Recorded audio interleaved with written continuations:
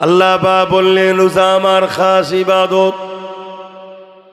রোজাদারদের জন্য আমি আল্লাহ আমার কাছে বিশেষ বিশেষ উপকার রয়েছে। তার মধ্যে একটা উপকার হলো ময়দানে মাশরে যেদিন সবাই নাফসি নাফসি করবে,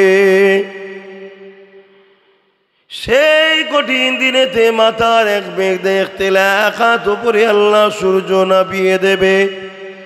যেদিন মাথার ক্ষীণগুলো নাক দিয়ে গলে গলে ঝরে ঝরে পড়তে থাকবে, ওই দিনেতে আল্লাহ রোজাদারকে জান্নাতি খানা খাওয়াবে।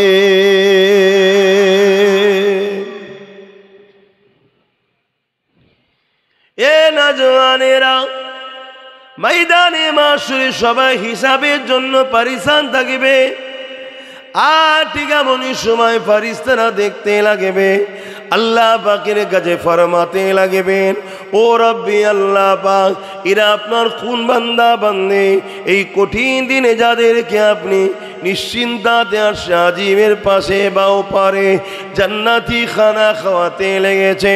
আমার আল্লাহ পাক বলতে লাগবে, এরা হলো আমার সেই শ্রেণীর বান্দা যারা দুনিয়া জমিনে খাবার থাকার পরও, অর্থ থাকার পরও, সামর্থ্য থাকার পরও কেউ যদি খেত, কেউ কিছু বলারও থাকতো না, কারো ক্ষমতা নাই একে রুখতে পারত, কিন্তু আমি আল্লাহ আমার খুশির জন্য এক মাস রোজা রেখেছে।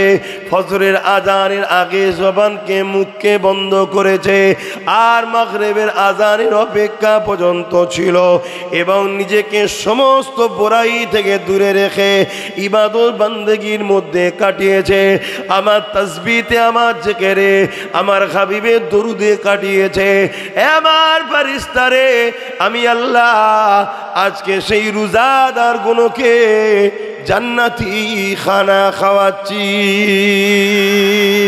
আরো জোরে বলুন সুবহান।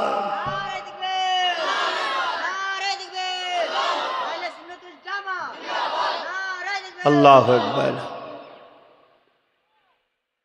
এটা তো গেল আমাদের জন্য আল্লাহর পক্ষ থেকে একটা বিরাট বড় নিয়ামতের সুসংবাদ। বিজ্ঞানও বলছে রোজা আমাদের জন্য এত উপকারের জিনিস। ক্যান্সারের যে কোষ, ক্যান্সারের যে জামগুলো শরীরের মধ্যে আসে, ওইগুলোকে রোজাই পারে মেরে দিতে। জোরে বলুন সুবহানাল্লাহ। পৃথিবীতে এখনো ক্যান্সারের কোনো ওষুধ বাহির হয়নি। কেমোটা কোনো ওষুধ নয়। কেমোটা হলো ক্যান্সারের পোকাগুলোকে মারার জন্য একটা চেষ্টা।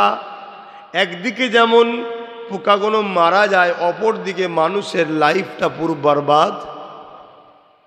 তারপরও কেমোতেও সাকসেসফুল সবাই হয় না। কিন্তু পৃথিবী বিখ্যাত একজন ক্যান্সার রিসার্চ করছেন যিনি, তিনি বলেছেন যে আমি একটা সলিউশন পেয়েছি যেটা কোনো মেডিসিন নয়, ক্যান্সারকে দমিয়ে রাখবে, এবং যাদের ক্যান্সার হয়নি তারা যদি ক্যান্সারের মতো ভয়ানক রোগ থেকে বাঁচতে চায়, তাদের জন্য একটা সহজ পন্থার রাস্তা পেয়েছে। কি রাস্তা? সে বলছে আপনাকে দৈনিক 15 থেকে 16-17 ঘন্টা কিছু না খেয়ে শুকিয়ে থাকতে হবে। তার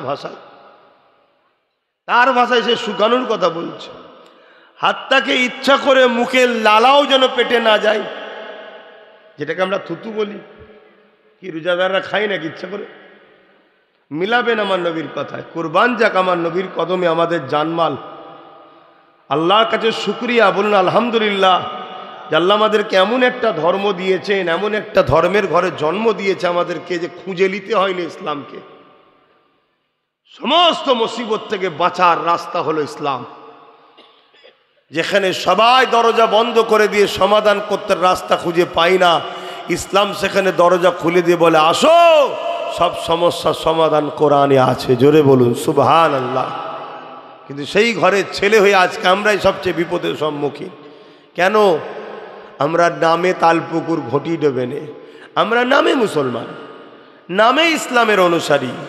আমাদের উঠা বসা, চাল চলন, কথাবার্তা 24 ঘন্টা মিলাবেন, ইসলামের সঙ্গে মিল পাওয়া যাবে না। খারাপ নিলে হবে না, হাকিকাতটা বুঝতে হবে। তো পৃথিবী বিখ্যাত বাপ, তোমরা বড় দরজাটা জাম করে দিলে কেন? চলে যাও না একটু ভেতর দিকে, যাও একটু, রাস্তাটা কি ওদিকে নেই যাবার মতো? ভেতরে চলে যাও, একটু কষ্ট করতে হবে, তবে তো নিয়ামত পাওয়া যাবে। কষ্টের ফল কি হয়? কষ্ট করলে কি পাওয়া যায়? হ্যাঁ, কিছু কিছু সব প্রবাদ বাক্য আছে, সব বাক্যই সেরেকের গন্ধ আছে। কষ্টের ফল মিঠা হয়, কষ্ট করলে ফল মিষ্টি হবে। অর্থাৎ যেখানেই কষ্ট করবেন, রেজাল্টে হোক, কারবারে হোক, সংসার জীবনে হোক, সমস্ত জায়গায় কষ্ট করলেই ফলটা কিন্তু ভালো হবে, মিষ্টি হবে। বাপেরা, নজওয়ান তরুণেরা, এ নবী পাকের প্রেমিকেরা, আল্লাহ বা রোজাকে এত বড় নিয়ামত করেছে, সায়েন্সও বলতে লেগেছে, বলতে বাধ্য হতে লেগেছে। হ্যাঁ, রোজা এমন একটা নিয়ামত, যদি জিজ্ঞাসা করা হয়েছে কতদিন শুকাতে হবে, কন্টিনিউ 1 মাস কেউ যদি রোজা রেখে উপোস করে শুকিয়ে থাকে, এই ক্যান্সারের মতো মহামারী থেকে আল্লাহ তাকে নিরাপদ দিয়ে দেয়। এখন তো প্রতিটা খাদ্যের মধ্যে ফরমালিন বিছাচ্ছে। ফরমালিন বোঝেন? হ্যাঁ, চাষিরা তো বোঝার কথা। ফরমালিন বোঝেন? এক ধরনের মেডিসিন। আমরা যে বাজারের মাছ খাই, মানুষ মারা গেলে লাশের ওপরে যে লিকুইডটা মিশায় যাতে লাশ পচে না যায়, ওই লিকুইড মাছের ওপরে মিশাচ্ছে যাতে মাছটা পচে না যায়। শুনছেন? ওই মাছ খেয়ে আমাদের কি হচ্ছে বুঝতে পারছেন? আপনারা হয়তো গ্রামগঞ্জের মানুষ টাটকা পুকুরের মাছ খান, শহরের মানুষ তার পায় না। আর এই জন্যে শহরের মানুষ সর্বদিক দিয়ে বিমারে বেশি পড়ে। তারপরও আমি আপনাদেরকে একটা সরল সহজ ব্যবসা বলে যাচ্ছি, মার্কেটিং বলে যাচ্ছি।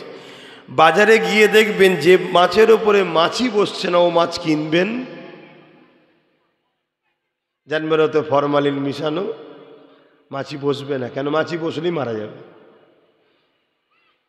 তারপরে বাজারে গিয়ে আমরা খুব সুন্দর ফল কেনার শখ করি, খুব সুন্দর। এখন খুব সুন্দর মানেই ইঞ্জেকশন দিয়া, মেডিসিন দিয়া, বিষ দিয়া।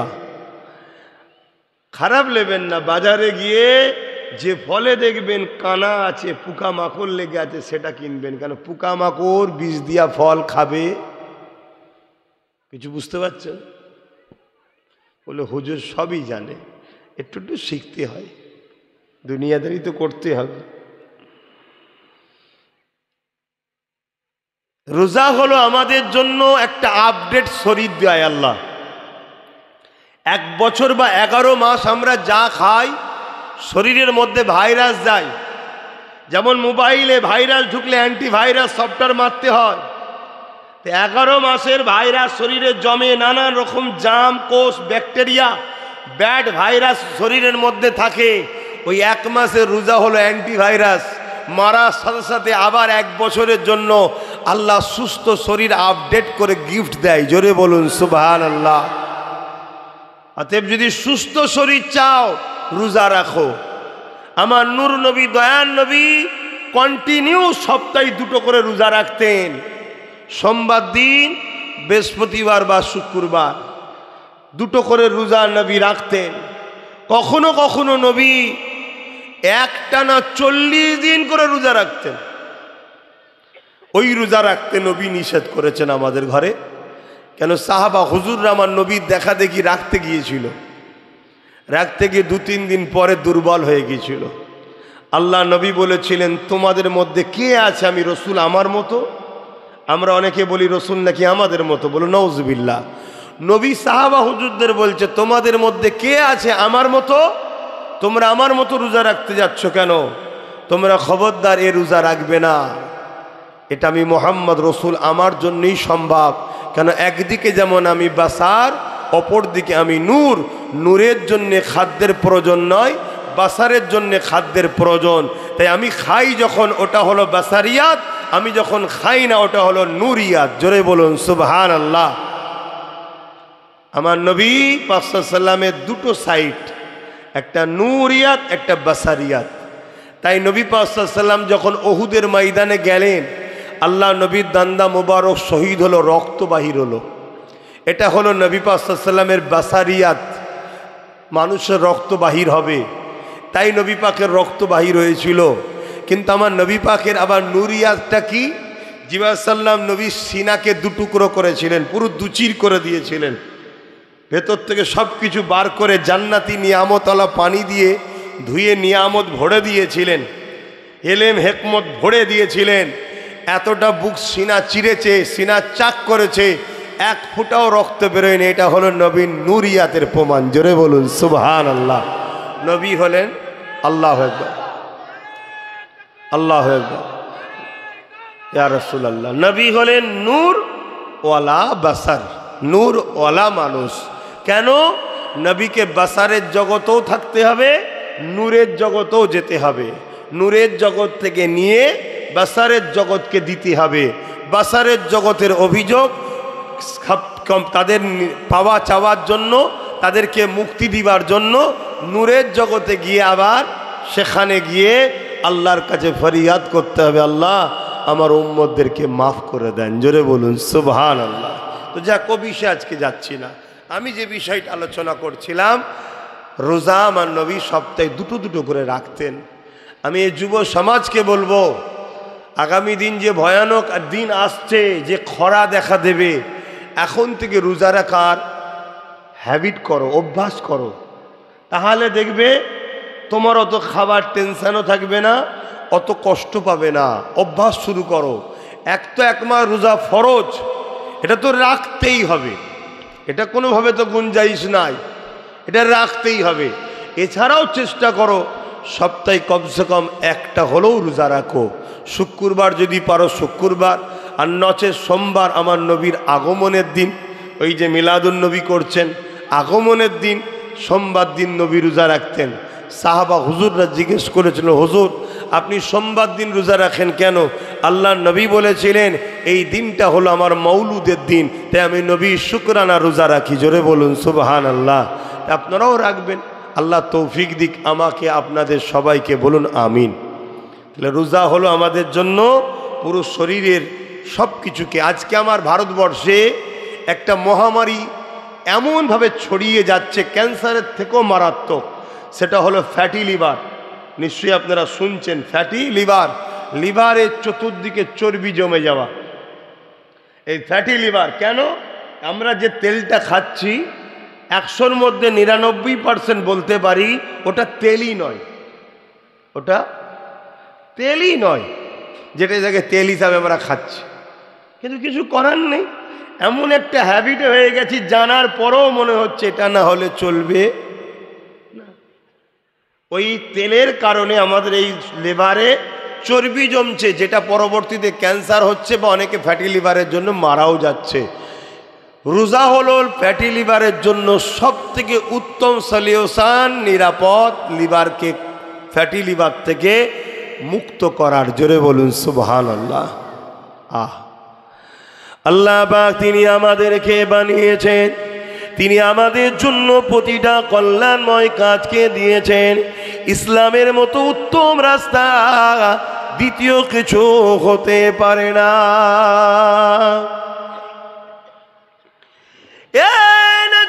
তরুণেরা, এ আল্লাহ আগামী দিন কিছুদিনের মধ্যেই রমজান শরীফ আল্লাহ আমাদেরকে দিচ্ছে। সামনে রবিবারের পরে রবিবার ইনশাল্লাহ শনিবার দিবাগত রাত গিয়ে তারাবি আসছে। তারাবি 20 রাকাত আদায় করবেন। কে করে কাজ পড়ছে দেখার আমাদের দরকার নাই, কারোর সঙ্গে আমাদের ঝগড়া করারও প্রয়োজন নাই। এতটুকু জানি আল্লাহ নবী জানিয়েছেন, ওমর রে নবী তো আর আসবে না, আমার পরে যদি নবী হওয়ার দরজা খোলা থাকতো, এ উমার আল্লাহ তোমাকে নবী বানাতো, নবী হওয়ার জন্য যা প্রয়োজন উপযুক্ত উমার তুমি ছিলে। কিন্তু আনা খাতেমুন নবী, আমি শেষ নবী, আর কোন নবী আসবে না। কোরআনও জানাচ্ছে ওয়ালাকিন রাসূলুল্লাহ ওয়া খাতামান নবী, আমার নবী পাক হলো সেই নবী, আর কোন নবী আসবে না। এই উমার বলে দিয়ে যায় আল্লাহ তোমার মধ্যে অনেক বৈশিষ্ট্য দিয়েছে। সেই হযরত উমার তিনি জামাত আকারে 20 রাকাত তারাবির নামাজ সাহাবাদের নিয়ে পড়েছে।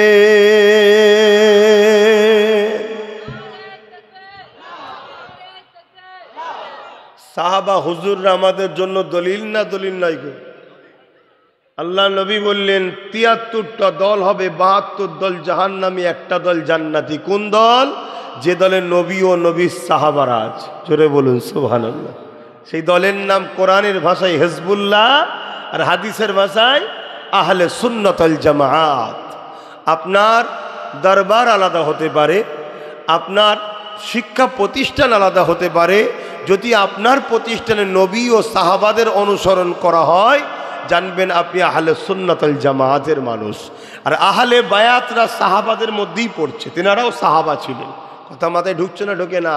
হজরতে মৌলা আলী, হজরতে খাতুনে জান্নাত, হজরত ইমামে হাসান হোসাইন, এক কথায় নবী জিনাদেরকে সাথে নিয়ে বলেছেন পাক পাঞ্জাতন। এই 4 জন ইনারাও সাহাবা সাহাবিয়া ছিলেন। জোরে বলুন সুবহানাল্লাহ। তাই নবী বললেন যে দলে আমি ও আমার সাহাবারা আছে, অর্থাৎ যারা আমি ও আমার সাহাবাদের ফলো করে, তারা হলো জান্নাতি দল। জোরে বলুন সুবহানাল্লাহ। আজকে আমাদেরকে কেউ সহি হাদিসের নামে 8 রাকাত দেখাচ্ছে, কেউ 12 রাকাত দেখাচ্ছে। তুমি আম মানুষ সহি হাদিসের কি বোঝো ভাই? বলো কি বোঝো? হ্যাঁ, এখানে একটা লোক বলতে পারবে কোনো মুরব্বী বাপ যে তার আব্বা কখনো শুনেছিল, বা আজ থেকে 60 বছর আগের কোনো মুরব্বী যার বয়স 80 বছর হবে, তখন তেনার বয়স 20 বছর ছিল, কখনো শুনেছে যে তারাবির নামাজ 20 রাকাত নয় 8 রাকাত বা 12 রাকাত? কোনোদিন শুনেছিলেন কেউ? কথা বলেন, বাপেরা শুনেছিলেন? এই রিসেন্ট আমরা শুনছি। এগুলো নতুন নতুন উম্মতে মুহাম্মাদির মধ্যে একটা ফিতনা তৈরি করা, যাতে করে আমরা এই নিয়েই পেরেশানে থাকি। আর দুনিয়া চাঁদে চলে যাচ্ছে, কত কি করে ফেলছে, আর আমরা মসজিদের মধ্যে ঘুষোঘুষি করে যাচ্ছি। এটা হলো পরিকল্পনা একটা। তো যাক, আল্লাহ আমাদেরকে 20 রাকাত তারাবির নামাজ পড়ার তৌফিক দান করে। বলুন আল্লাহুম্মা আমিন। বাপেরা, নওজোয়ান তরুণেরা, আল্লাহ বা রোজাদারদের জন্য কত সম্মানের কথা বলেছে। রোজাদারদের জন্য 2টো খুশির কথা বলেছে। লিসসাওমিলি ফারহাতানি, ফারহাতুন ইনদাল ইফতারি ওয়া ফারহাতুন লিকা রাব্বিহি। রোজাদারদের জন্য 2টো খুশি। এমন করে একটা খুশি হলো রোজাদাররা যখন ইফতারকে নিয়ে বসবে, ওই ইফতার সামনে রয়েছে, জবানে রয়েছে সুবহানাল্লাহ, জবানে রয়েছে আলহামদুলিল্লাহ, জবানে রয়েছে দরুদ শরীফ, জবানে রয়েছে তওবা ইস্তিগফার। এ যুবকেরা, তরুণীরা, বাপেরা, অথচ তার সামনে রয়েছে। ইচ্ছা করলে বান্দা খেতে পারত, কেউ রুকান নাই, কিন্তু বান্দা আল্লাহর খুশির জন্যে খায়নি। আল্লাহ পাক বলে ফেরেশতারে, দেখ দেখ দেখ আমার বান্দা আমাকে কত ভালোবাসে, দেখ এত পিপাসা লেগেছে, সামনে শরবত রয়েছে, পানিও রয়েছে, আর খিদার জ্বালায় পেট জ্বলছে, বান্দার ফলও রয়েছে, খাবারও রয়েছে, বান্দা খেতে পারত, কিন্তু আমি আল্লাহ আমাকে খুশি করার জন্য খাইনে। এ ফেরেশতা, বান্দা এই সময় যেটা চাইবে আমি আল্লাহ কবুল করে নেব। আরো জোরে বলুন সুবহান। এ নওজোয়ান তরুণেরা, আর একটা হলো লিকা রাব্বি। বান্দা, তুই আমাকে এত খুশি রাজি করলি, আমি আল্লাহ তোকে কথা দিয়ে দিলাম, আমি তোকে আমার দিদার দিয়ে দেব।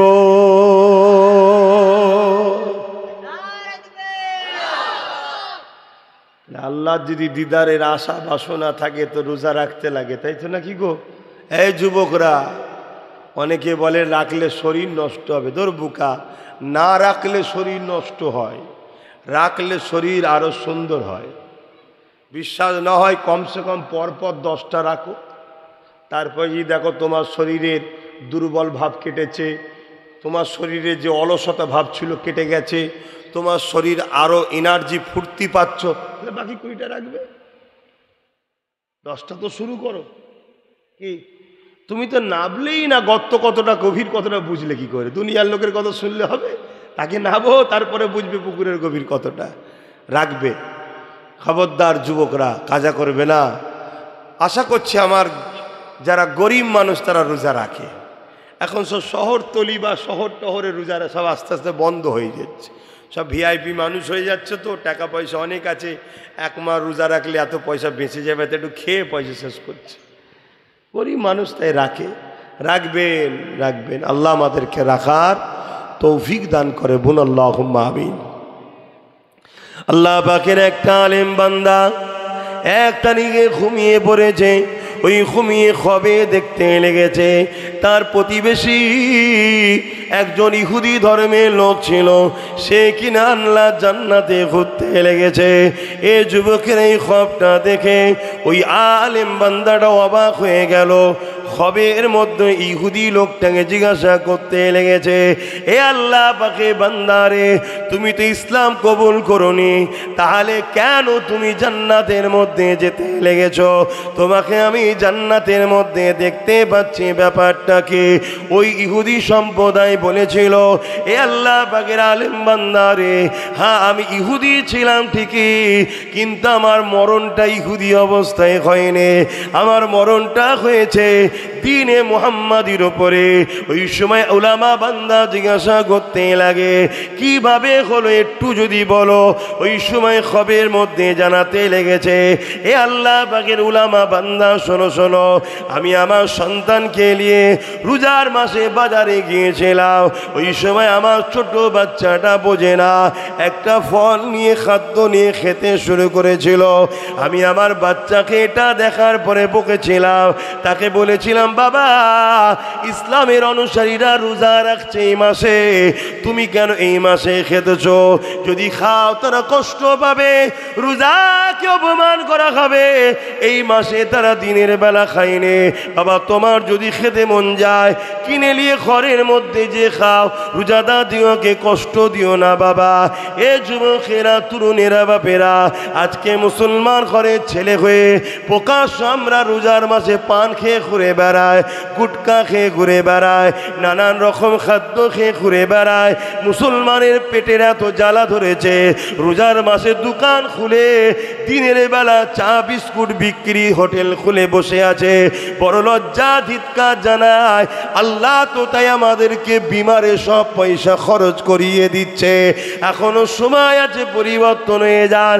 ওই আলেম বান্দাকে বলতে লেগেছে, এ আল্লাহর উলামা বান্দারে, আমি ওই রাত্রে যখন ঘরে গিয়ে ঘুমাই, ওই সময় আমার খবের মধ্যে দয়া নবী নূর নবী দিদার হয়ে যায়।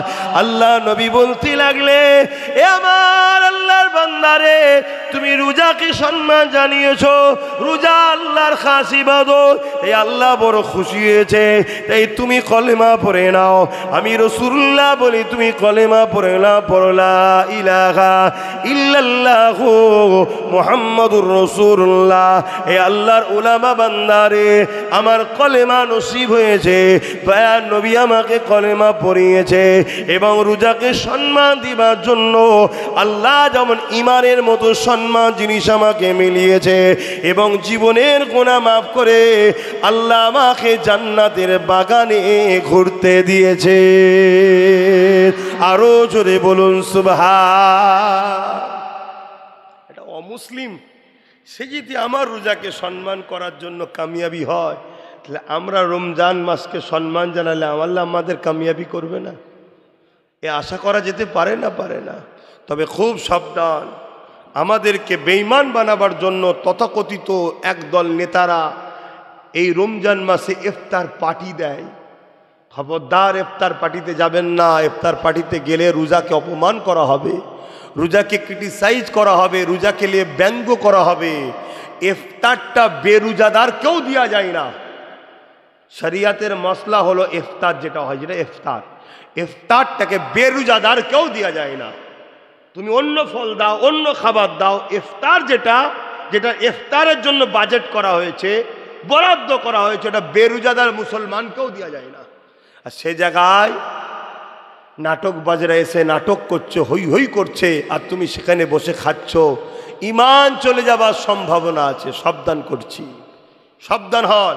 না মৌলী সাহেব গেছে, হুজুর গেছে, আরে মৌলী সাহেব হুজুর দলিল নয় শরিয়াতের, দলিল দুটো, কিতাবুল্লাহ আর হাবিবুল্লাহ। দলিল কটা? কিতাবুল্লাহ, হাবিবুল্লাহ। আর এই দুটো থেকে আমাদের জন্য সহজ করেছে ইজমা ও কিয়াস। আদিল্লাতুল ইসলামে আরবাতুন, শরিয়াতের দলিল 4টে, কিন্তু মূল জিস্ট হচ্ছে যা থেকে, যেমন দুধ থেকে দই হয়, কথা বুঝে আসছে, দুধ থেকে ছানা হয়, অতএব দুধ না দিয়ে ছানা তৈরি করে ইমামরা আমাদের কাছে সুবিধা করে দিয়ে গেছে, খেয়ে এলে এবারে, কথা বুঝে আসছে। তা এটা ইমামরা করেছে, কোরআন হাদিস থেকেই তৈরি করে দিয়ে গেছে। তা মূল হলো কিতাবুল্লাহ আর হাবিবুল্লাহ। এই সব সাবধান হন।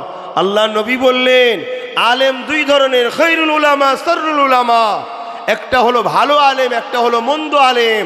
কোরআন দুজনই শিখেছে, একজন কোরআন শিখার পরেও জাহান্নামী, আর একজন কোরআন শিখে জান্নাতি। জোরে বলুন সুবহানাল্লাহ।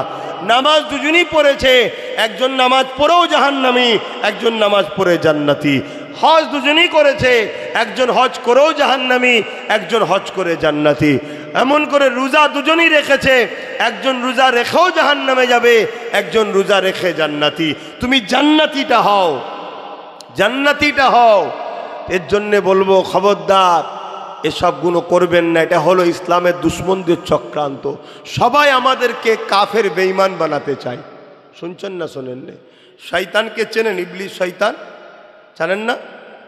ইবলিস শয়তানের নাম শোনেন না? আজাজিল নাম ছিল ভালো, এখন শয়তান হয়েছে, নাম শুনেছেন তো? ও ইবলিস শয়তানের একটাই চেষ্টা, আদম সন্তানগুলোকে কাফের বানাবো।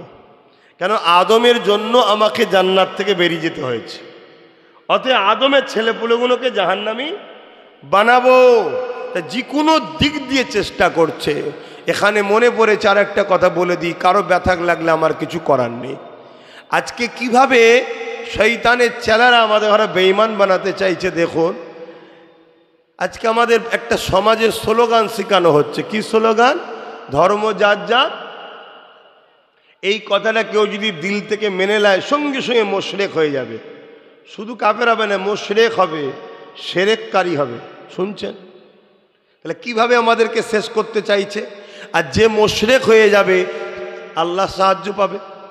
কথা বলেন, আল্লাহ সাহায্য যখন আমরা পাবো না, আমাদেরকে যখন মিটাতে আসবে, আমরা আর বাঁচতে পারবো? তাহলে প্ল্যানটা কোথায় চলছে? আল্লাহ আমাদেরকে এবং আমাকে হেদায়েত দান করে, বলুন আল্লাহুম্মা আমিন।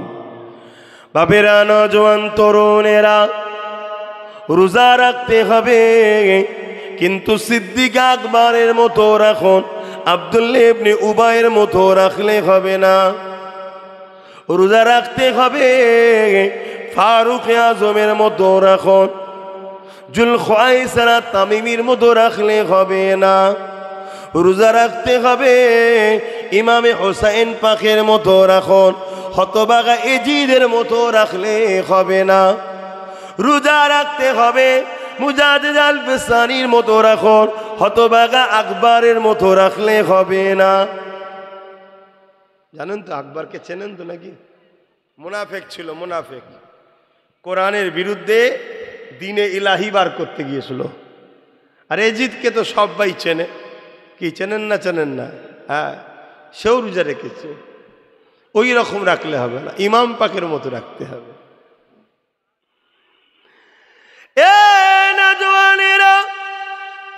আল্লাহ নবী সাহাবী হযরত উমর ফারুক, তিনি রোজা রেখেছিলেন, তিনি নামাজ পড়েছিলেন, তিনি হজ করেছিলেন, তিনি দান খায়রাত করেছিলেন, তিনি আল্লাহর রাহে জান মাল কুরবান করেছিলেন, দিনের পক্ষে দাঁড়িয়ে জিহাদের ময়দানে গিয়েছিলেন। আজ আমাদেরকে জিহাদি জিহাদি বলে অনেকে টিটকিরি মারছে না, মারেনে। মনে রাখবেন জিহাদ শব্দের মানে মূর্খগুলো জানে না। জিহাদ শব্দের মানে হলো সমস্ত বুরাই থেকে নিজেকে বাঁচিয়ে রাখার চেষ্টা করা, এটা হলো জিহাদে আকবার। জিহাদ শব্দটার অর্থের মানে হলো সংগ্রাম করার চেষ্টা করা। কি থেকে চেষ্টা করা?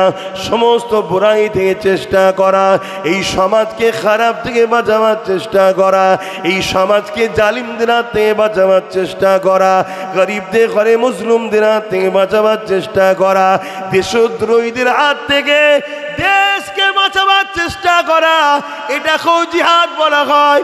এ যুবকেরা, তরুণেরা, সামনে উচ্চ মাধ্যমিক পরীক্ষা আছে। বাংলার একটা সন্তান পশ্চিম বাংলার ফার্স্ট হওয়ার জন্য দিনরাত চেষ্টা করছে। ওই ছেলেটাও জিহাদ করছে, চেষ্টা করছে ভালো কাজের জন্য। শুনছেন তো নাকি? কিন্তু এরা মানেই জানে না। তরুণেরা, এমান নবী পাকের প্রেমিকেরা, হযরত ফারুক আজম, তিনার মুখে দাড়ি ছিল, মাথায় টুপি ছিল, পরনায় জুব্বা পাগড়ি ছিল। এদিকে জুলখায়সা তামিমি, সেও রোজা রেখেছে, সেও নবী পাকের কাছে এসে বসতো, নবী পাকের সাথে জিহাদে যেত। তারও মুখে দাড়ি ছিল, মাথায় টুপি ছিল, পাগড়ি ছিল, জুব্বা ছিল, সেও এমন করে হজ করেছে। কিন্তু মনে রাখবেন, একদিন গনিমতের মাল বন্টন করতে ছিল আল্লাহ নবী। এই জুলখায়সা তামিমি এ দাঁড়িয়ে গিয়ে বলেছেন, ইত্তাকুল্লাহ, হে মুহাম্মদ, আল্লাহকে ভয় করো, আদিল তুমি ইনসাফ করো। হযরত ফারুক আজম পাশে দাঁড়িয়েছিলেন। ইয়া রাসূলুল্লাহ, হাবিবাল্লাহ, ইজাজত দেন, এই মালাউনের এত বড় সাহস যে কিনা আপনাকে বলে আল্লাহকে ভয় করো। কেননা আপনাকে বলছে আল্লাহকে ভয় করো, কথাটা ভালো কথা, কিন্তু সবার মুখে সবার জন্য মানায় না। ইমামকে যদি জিজ্ঞেস করো, ইমাম নামাজ পড়েছো, এটা আম মানুষের মুখে মানায়? উনি যদি না নামাজ পড়লো, তো কার পিছনে একটু দেখো নামাজ হলো? শুনছেন তো নাকি? এইটা মানায় না। অনেকে লোক ফোন করে, ভালো আছে না, কোথায়? রাস্তায়। জোরে নামাজ পড়েছেন? মজা নিচ্ছে, কথা বুঝছেন না? সবার মুখে সব কথা মানায়? এগুলো হলো বিয়াদব। জুলখায়সা তামিমি রসুলকে বলছে, মুহাম্মদ সাল্লাল্লাহু আলাইহি ওয়াসাল্লামকে, হে মুহাম্মদ সাল্লাল্লাহু আলাইহি ওয়াসাল্লাম, আল্লাহকে ভয় করো। নাউযুবিল্লাহ বললেন না আপনারা? নবীকে জ্ঞান দিচ্ছে আল্লাহকে ভয় করো। কেন? নবী নাকি বন্টনটা ঠিক করতে পারছে না। তারপরে কি বলছে? আদিল তুমি ইনসাফ করো। ভাই, নবী যদি ইনসাফ না করে, এই কুল কায়নাতে আল্লাহ সৃষ্টির মধ্যে কেউ ইনসাফ কি জিনিস সেটা জানে? এটা মানায় তার মুখে, কিন্তু তার মুখে দাড়ি, মাথায় টুপি, সেও রোজা রাখতো, নামাজ পড়তো, তার মুখের ভাষা কি? হযরত ওমর ফারুক বলছে, হুজুর ইজাজত দেন, এই মালাউনের ধর থেকে কল্লা আলাদা করে দেবো। আল্লাহ নবী বলল, ওমর, লোক বলবে দেখো মুহাম্মদ সাল্লাল্লাহু আলাইহি ওয়াসাল্লাম মুসলমান দিয়ে মুসলমানকে মারছে, লোকে কেউ মুসলমান মনে করে। কাকে? জুলখায়সা তামিমিকে। কেন? ও তো নামাজ পড়ে, ও তো দাঁড়িয়ে আছে, ও তো টুপি আছে। যেমন আজকাল আমরা যখন ওয়াজ করি যে মুনাফেক উলামা থেকে সাবধান, আম লোক বলে আলেমের বিরুদ্ধে বলছে। আলেমের বিরুদ্ধে কখন বললাম? আলেম সেজেছে, এলেম আল্লাহ দিয়েছিল, কিন্তু কপাল ফাটা ইবলিস হয়ে গেছে। ইবলিসের এলেম ছিল না? ছিল না? কথা বল। ফেরেশতাদের পড়াতো, তার আখলাক, তার চরিত্র, তার আদর্শ দেখে ফেরেশতারা মানুষ জিন জাতিকে যখন মেরে শেষ করে দিচ্ছে, কিন্তু ইবলিসকে মারে না, তুলে নিয়ে গেছে। নিজে বলছে আল্লাহ এ খুব ভালো, এ বড় পরহেজগার, বড় ভালো, তার তাকওয়া। কিন্তু শেষ হলো কি করে? একটা ছোট্ট কাজ, কি? আল্লাহর শ্রেষ্ঠ মখলুক আদম আলাইহিস সালামকে সেজদা করলো না। এ সেজদা কিন্তু ইবাদতের নয়, কারণ ইবাদতের সেজদা কোনো সময় দ্বিতীয় কেউ পাবে না, একজনই পেনেওয়ালা, তিনি হলেন আল্লাহ। তবে তাজিমি সেজদা আগে আগে চলতো। আমার নবী পাক সাল্লাল্লাহু আলাইহি ওয়াসাল্লামের উম্মত শুনে রাখো, আমার নবী তাজিমি সেজদা, কোনো রকম সেজদা, বাগদাদি সেজদা, কত রকম সেজদা সব নাম্বার করেছে।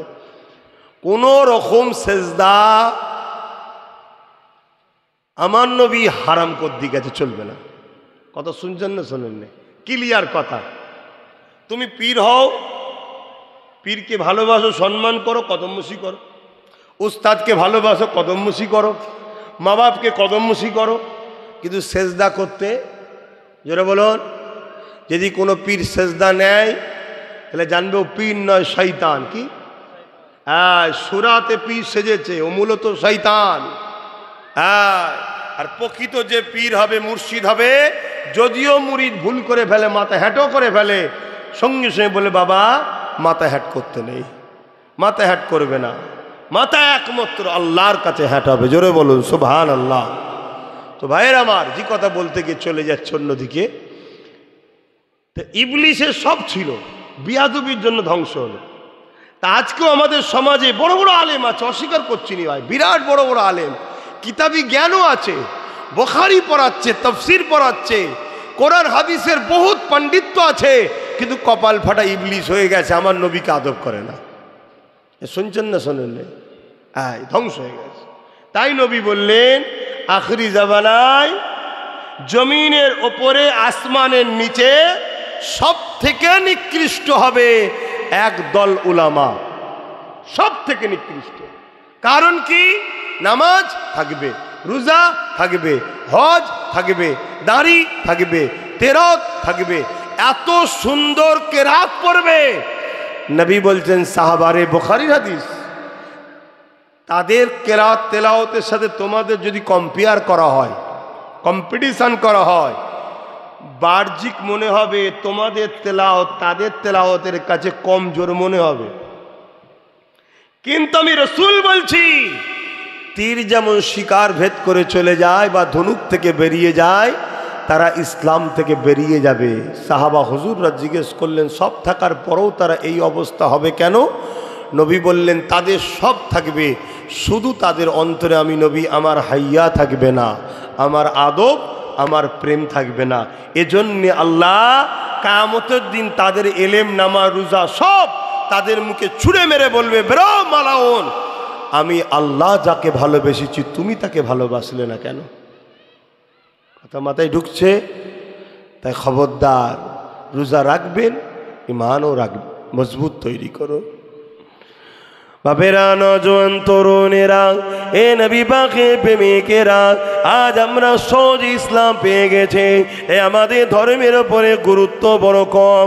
আজ আমরা সহজ দিনকে পেয়ে গেছি, এ আমাদের ধর্মের উপরে গুরুত্ব বড় কম। কোনো রকম মুসলমান ঘরে জন্ম হয়েছি, তাই নিজেকে মুসলমান পরিচয় দিবার জন্য নামটা মুসলমান রেখে দিয়েছি, বাকি কর্ম আমাদের ধর্মের মধ্যে কয়। অথচ আমার নবী ও সাহাবা হুজুররা কত কষ্ট করেছে, আমার নবী পাকের মতো কেউ আসেনি আর আসবে না। আল্লাহ জিনা সম্বন্ধে বলেছেন, ইন্নাকা আলা খুলুকিন আযীম, সব থেকে উত্তম চরিত্র আলা হলো মুহাম্মদ রাসূলুল্লাহ। সেই নবী পাক যখন নামাজে যেতেন, সিজদায় পড়ে যেতে, মক্কার মুশরিক জালিম অত্যাচারী আবু জেহেল বাহিনীরা আমার নবী পাকের পিঠের উপরে পচা ভুঁড়ি, দুম্বার ভুঁড়ি, গন্ধ বুনো চাপিয়ে দিত। আমার নবী পাক মাথা তুলতে পারতেন না, ওই দুম্বার পচা দুম্বার ভুঁড়ির দুর্গন্ধে আল্লাহ নবী নিঃশ্বাস নিতে বড় কষ্ট হতো। এই অবস্থায় নবী পাক আমার সুবহান রাব্বিল আলা তাসবিহ পড়তে থাকতে, খাতুনে জান্নাত ফাতেমা তাজহারা রাদিয়াল্লাহু তাআলা আনহা যখন দেখতে পেতে, ছুটে এসে আব্বা জানের পিঠ থেকে ওই পচা দুম্বার ভুঁড়িগুলোকে নামিয়ে দিত। আল্লাহ নবী তারপরে মাথা না তুলতে, এ যুবকেরা আল্লাহ নবীকে এত কষ্ট দেওয়া হয়েছে। নবী পাক রাস্তা দিয়ে যাচ্ছে, ছাদের ওপর থেকে নবী পাকের মাথার ওপরে গায়ের ওপরে নোংরা আবর্জনাকে ফেলে দেওয়া হয়েছে। আল্লাহ নবী যে রাস্তা দিয়ে যাবে ওই রাস্তায় কাঁটা বিছিয়ে দিয়ে নবী পাককে কষ্ট দেওয়া হয়েছে, নবী পাকের জন্য কুয়া খোঁড়া হয়েছে। আল্লাহ নবীকে সোশ্যাল বয়কট করেছে।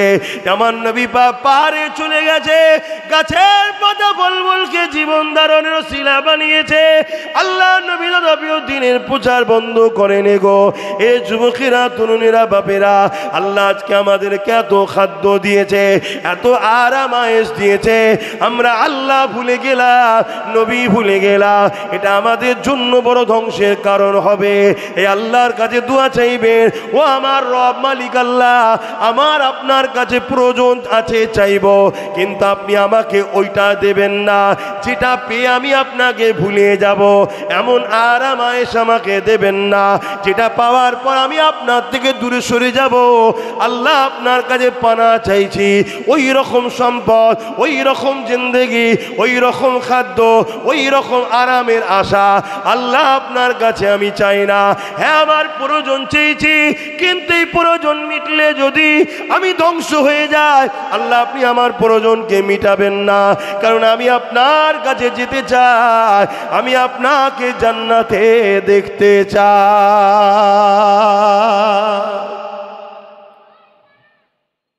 আমরা আরাম আয়েশে দুনিয়া লোভ লালসায় জড়িয়ে গিয়ে আমরা আল্লাহ ভুলে যাচ্ছি। বাপ ভাই মা বোনেরা, অথচ আমার নবী কত কষ্ট করেছে, সাহাবা হুজুররা কত কষ্ট করেছেন।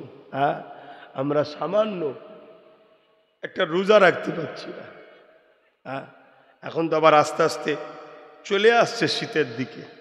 হ্যাঁ, কি এমন কষ্ট।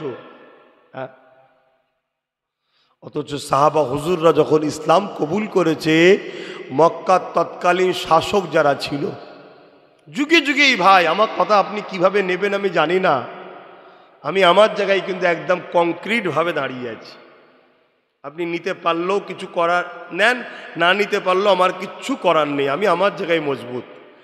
যুগে যুগে আমার নবীর, ইসলামের ও নবীর বিরুদ্ধে, বা আগেকার নবী সাল্লাম তারাও তো দিনের প্রচার করেছে, সবার বিরুদ্ধে যুগে যুগে দুই শক্তি সব থেকে বেশি পিছনে লেগেছিল। এক হলো অত্যাচারী বদমাইশ লুটেরা শাসক, দ্বিতীয় হলো ধর্মের নামে ধর্ম গুরু সেজে ভণ্ডরা। ইতিহাস চোখে আঙুল দিয়ে দেখিয়ে দিচ্ছে, দেখ। কিন্তু আমার কম যদি না বোঝেন, আমার কিছু করার নেই। আজও যেমন পুরো দেশ জুড়ে দেখুন আমার ইসলামের বিরুদ্ধে লোক লেগেছে। গত পরশু দিন দেখছিলাম, দেখে বুকটা ভেঙে গেল। দুটো মাদ্রাসার ছাত্র, সম্ভবত মাদ্রাসায় পড়ে, কেন মাদ্রাসার বেডিং নিয়ে যাচ্ছে দেখেছি, কথা বুঝে আসছে। আর গরিবের ছেলেরাই তো মাদ্রাসায় যায়, বড় লোকের ছেলে তো বড় লোক ভাবছে আমার ছেলেকে অন্য জায়গায় পাঠাবো।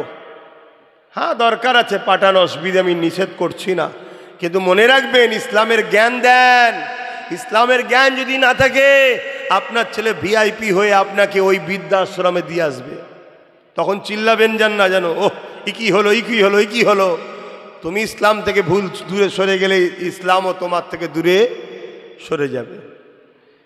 তো দুটো ছেলে, যুবক ছেলে, হাফেজ হবে কি মৌলানা হবে আল্লাহ জানে, রাস্তা দিয়ে যাচ্ছে, একটা গাড়ি এসে ইচ্ছা করে ছাত্র দুটোকে চাপাতে দিল, ইচ্ছা করে পুরো মেরে উড়িয়ে দিল, সঙ্গে সঙ্গে ডেট।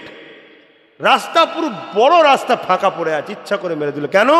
মুখে দাড়ি, মাথায় টুপি, পরনাই ইসলামিক লেবাস, বা মুসলমানের দেখলে যেমন বুঝে যায় পায়জামা পাঞ্জাবি, মেরে দিল।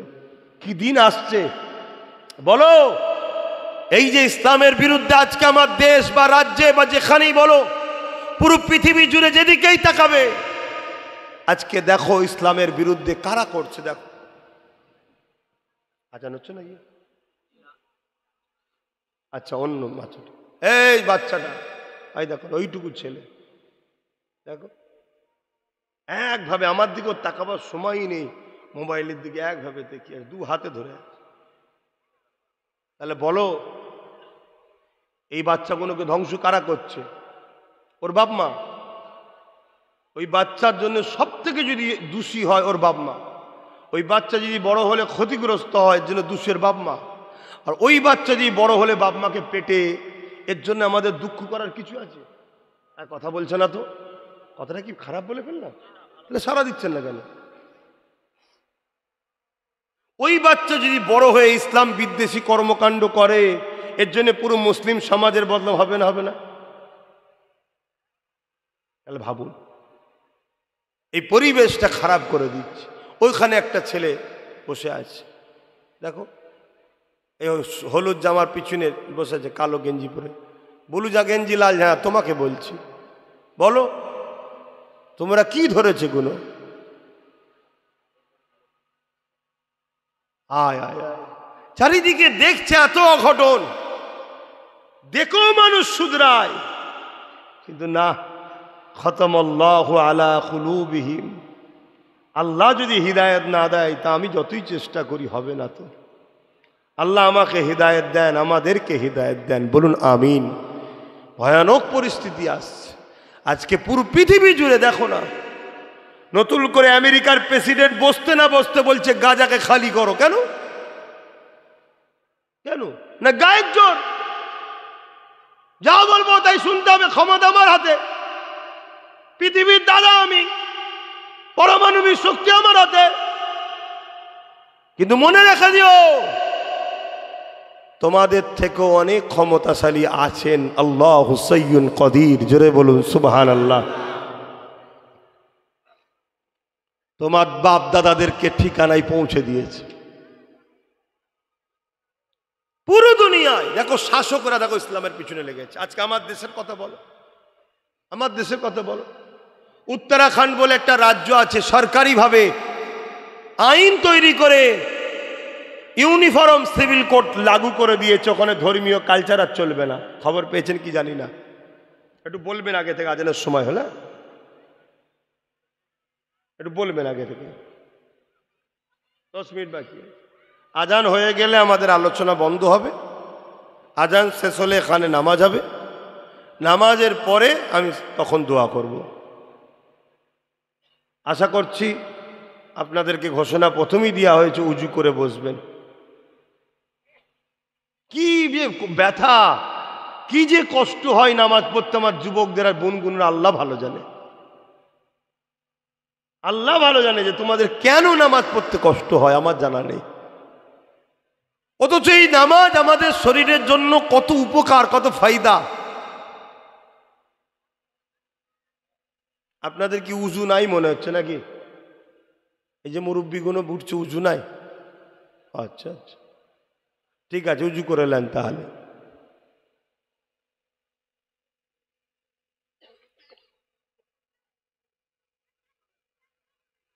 বাবা মা শুনছেন তো নাকি?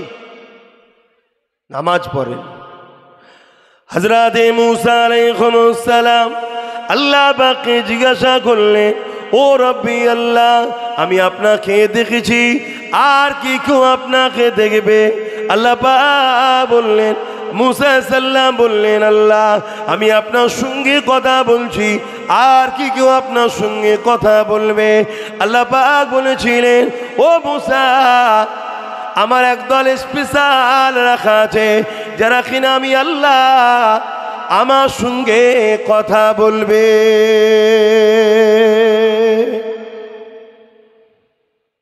এ মুসা, তুমি আমার সঙ্গে কথা বলছো, এর জন্য তোর পাহাড়ে আসতে লাগছে। তারা যখন আমার সঙ্গে কথা বলবে, কোনো জায়গায় তাদেরকে যেতে লাগবে না, জায়গাটা পবিত্র হলেই হবে। মুসা রে, তুমি আমার সঙ্গে কথা বলছো, এর জন্যে বেশিক্ষণ কথা বলতে পারো না, সময় টাইম খুবই কম রয়েছে। তারা যতক্ষণ খুশি আমার সঙ্গে কথা বলতে পারবে।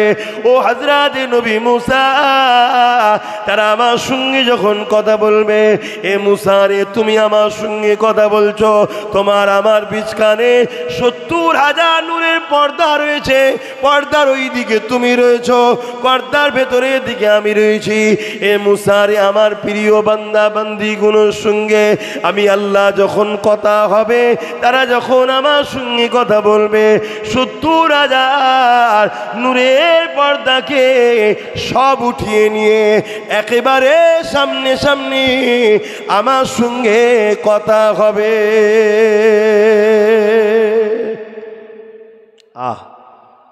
মুসা সাল্লাম বলছে, আল্লাহ তারা কারা? এত সৌভাগ্যবান তারা, আমাকে তাদের দলভুক্ত করেন। আল্লাহ বলছে হবে না, তারা আমার স্পেশাল রাখা আছে। জোরে বলুন সুবহানাল্লাহ। কপাল দিয়েই আল্লাহ পাঠায়, কিন্তু আমরা কপালকে ফাটিয়ে ফেলি। আল্লাহ কাউকে কপাল ফাটা করে পাঠাইলে আমরা নিজেদের কর্মে নিজেদের ক্ষতি করছি, নিজেদের দোষে নিজেরা শেষ হয়ে যাচ্ছে। মুসা সাল্লাম বললেন, আল্লাহ তাহলে কি জানতে পারি না তারা কারা? আল্লাহ বলে দিলেন, মুসা রে, তারা হলো আমার আখিরি নবী, নূর নবী, দয়ার নবী, হাবিবুল্লাহ উম্মাত উম্মতি। এ নবী মুসা রে, যখন তারা নামাজে দাঁড়িয়ে যাবে, আমি আল্লাহ আমার জন্য দাঁড়িয়েছে, তাদের কাছ থেকে আমার কাছে 70,000 নূরের পর্দাকে সরিয়ে দিয়ে একেবারে আমি আল্লাহ কুদরতিভাবে তাদের কাছে পৌঁছে যায়। তারা যখন কেরাত পড়তে থাকে, আমি আল্লাহ আমার সঙ্গে কথা হতে থাকে। তারা যতক্ষণ খুশি কেরাত পড়বে। কোরআন কোনো কিতাব নয়, বই নয়, কোরআন হলো কালামুল্লাহ শরীফ, আল্লাহ পাকের পবিত্র কথা। এই কথা যখন বলতে লাগবে, কোরআন যখন পড়তে থাকবে, আমি আল্লাহ আমার সঙ্গে কথা হতে থাকবে। যতক্ষণ খুশি কথা বলতে থাকবে, আমি আল্লাহ তাদের একেবারে কুদরতি কাছে চলে যায়। আল্লাহ নবী জানিয়ে দিলে, যখন তুমি আমি সিজদা দিই, তোমার আমার কপালটা আল্লাহ পাকের কুদরতি কদমে পড়ে যায়। আরো জোরে বলুন সুবহান।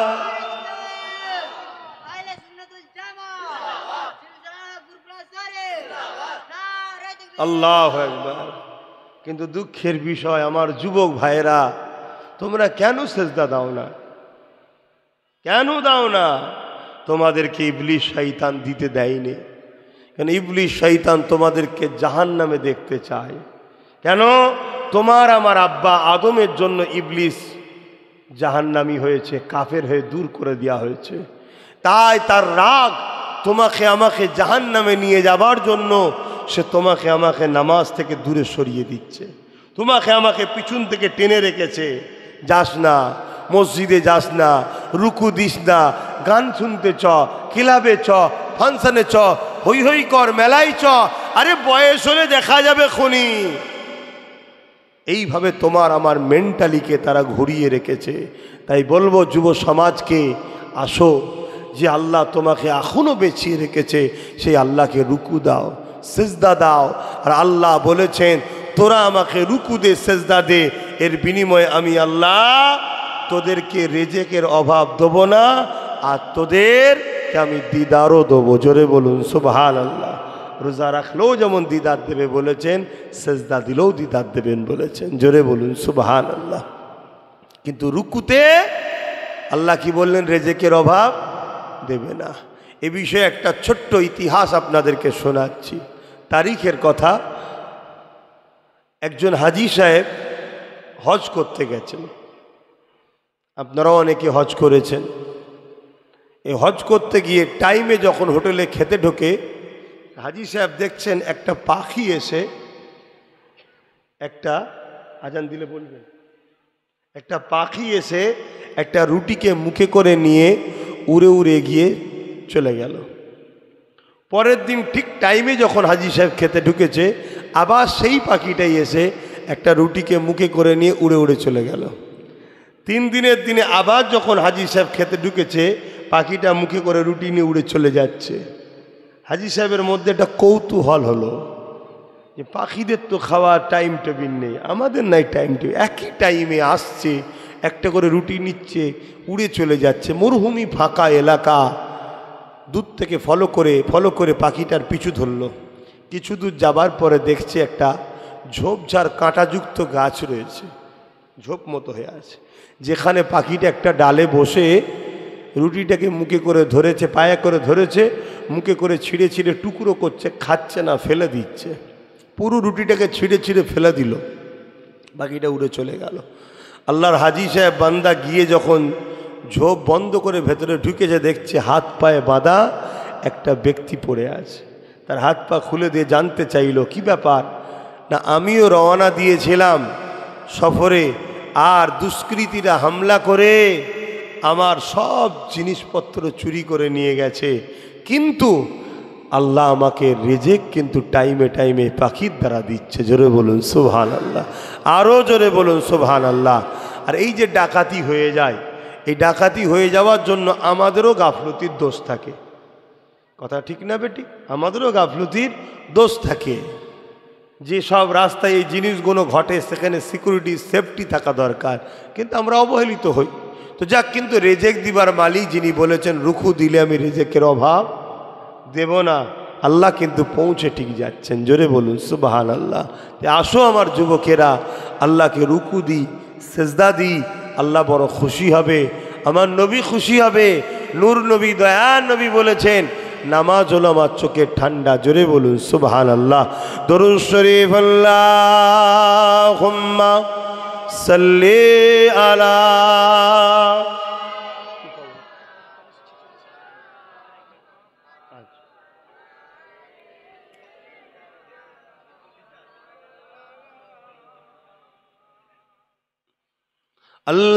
আল্লাহুম্মা সাল্লি আলা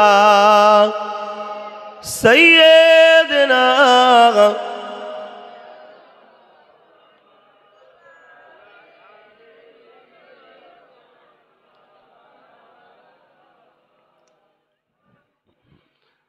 যাদের হৃদয়ে আছে আল্লাহর ভয়, তারা কবু নবী ভুলে যায় না। আল্লাহর প্রেম ছাড়াই দুনিয়ায়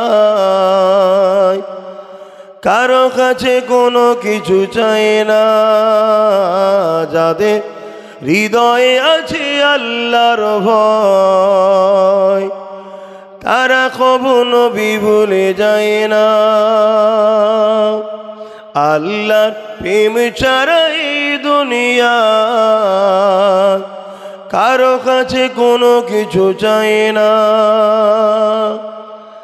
রাতের আধারি যার সিজদাতে রাত, দু চোখের আঁসুতে নদী যেন বয়। আমরা তো 5 ওয়াক্তই নামাজ পড়তে পারিনি।